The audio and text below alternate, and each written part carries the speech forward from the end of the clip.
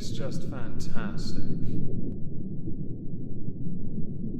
Welcome everyone to the exhibition of stupid people. Today we have 4 subjects I'd like to go through. Before we start, I shall be streaming some fishing over on Twitch tonight.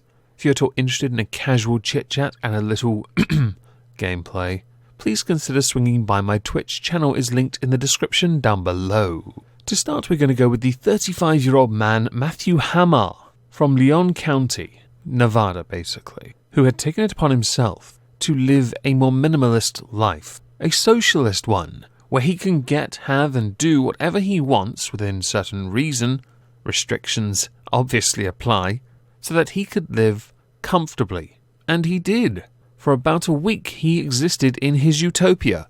This utopia had access to toiletries, medicine, deli counter meats, beer. I mean, this guy had it all. So where was he living, you ask? No, he was not living in utopia, because if he was, he probably wouldn't be living in Nevada. No, he was living in the rafters of I'm going to try and pronounce this one, Raleigh, Raleigh, R-A-L-E-Y''S. I said he lived there for a week, because something unfortunate happened to Matthew Hammer. His foot fell through one of the rafters, and the night shift workers noticed. So they made a phone call to the Leon County Sheriff's Office, the LCSO, who dispatched a canine unit to go up into the roof and detain the suspect. However, the poor canine unit in question had a misstep and got stuck. FYI, doggo is okay. Eventually, the police and fire department were able to retrieve the canine and the suspect, and he has been, Matthew Hammer that is, been arrested on suspicion of burglary, and of course obstructing a police officer. I'm surprised they didn't find a way to pin any injury to the canine unit on him as well, but I'm sure if they could, they will. It's only fair. In truth, this story tickled me. It tickled me because he had tools up there, spread across the rooftop, implying he had been there for a while and his intention was to live there, unless he was attempting to case it, in which case he kinda got it right, and failed also. So just decided, oh well, guess I'll stay here then. Can I have an extension cable so I can charge my Switch that I also stole from your supermarket? Moving on from Matthew Hammer, we are now going to talk about Jeffrey Toobin. Jeffrey Toobin is CNN's chief legal analyst, and also known for being a reporter for The New Yorker. And at this particular time of the year, with less than a week until your presidential elections come to a head, he's been sidelined, suspended even. Understandably, with coronavirus and, of course, the sheeple control in effect, many have taken up using Zoom to hold their meetings. Zoom, though, has demonstrated just how technologically inept many are when it comes to using the app and what they should and should not be doing on camera. Some have been caught driving a truck at the same time, which would break the law because you're not allowed to be using a mobile device while you drive, even if it is you talking while driving and not holding your phone. Your concentration is very much important. Jeffrey Toobin, though, falls into a different bracket. You see, Jeffrey Toobin, he muted Zoom, and as we all know, that just mutes the audio. But that's not what Jeffrey Toobin thought. Showing off his finest level 100 boomer boss moment, Jeffrey Toobin decided, well, I'm in a meeting, but I really need to crack one off. So he did. And because of this, he was suspended, while CNN, The New Yorker more notably, investigate the matter. CNN have said that Jeff Toobin had asked for some time off while he deals with a personal issue, which we have granted, a wankathon. Somewhat interestingly, it's not just the election he would ordinarily be reporting on, he would also be reporting on the Supreme Court confirmation.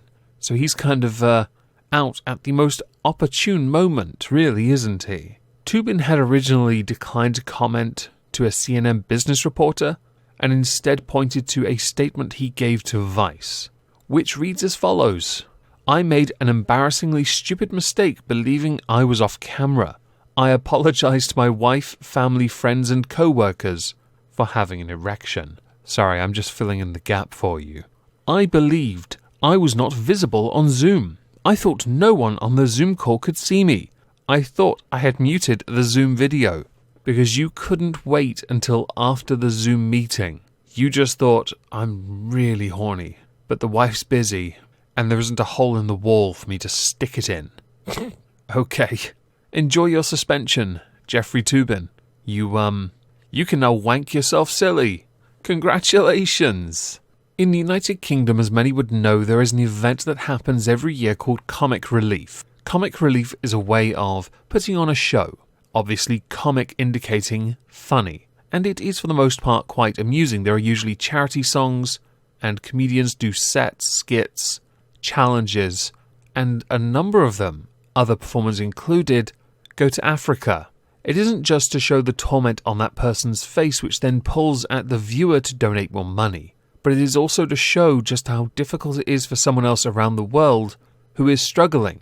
Last year, David Lammy, the Labour MP that everyone loves, decided to take a shot at Stacey Dooley because in his mind it is a tasteless act for a white person to go to Africa, and as is well established, there are no impoverished white people in Africa. Ever. None at all. Which meant that Stacey Dooley, to him, is nothing more than a white saviour. Understandably, many YouTube creators, more notably Sargon of Akkad, I don't know if it was on that channel or the Akkad Daily channel or any other channel he uses, I can't tell at this moment in time, called out David Lammy for this, quite frankly, disgusting behaviour. Well, the creator of Comic Relief, well, one of them, Sir Lenny Henry, a comedian himself, has decided to act in the interest of Comic Relief and stop sending celebrities, I'm going to air quote that for you, to Africa because of the criticism from a couple people who I'd like to dub snowflakes. I know it is a term we don't like to use much these days, but because of how quick they were to get offended at a very simple gesture that was intended to inspire the viewer to donate additional money, because every year they raise more and more money, and it's supposed to help. Hopefully it does, I couldn't possibly say. But instead, Lenny Henry has kowtowed to the others, because BBC, yo. Are we going to defund them yet? I'd like to defund them. I just wanted to add it in. It doesn't actually have any relevance to the rest of the video. Comic Relief is usually shown on the BBC. So to our final subject, and this one got a lot of steam around YouTube. I paid very little attention to it. Until this morning, when I decided, right, I've only got 3 subjects, I need oh look, PewDiePie got shadow banned. Now that's interesting. I had, when he first got shadow banned, gone and looked and his channel was available to me, but many others had indicated it wasn't for them, which was really strange. And as I rarely go looking through my subscription feed because I'm very lazy, I am unsure if his content was or was not in my subscription feed, but his channel was, when I searched for it, the top item. This was about 10 minutes after the first initial tweets came out indicating he had been shadow banned.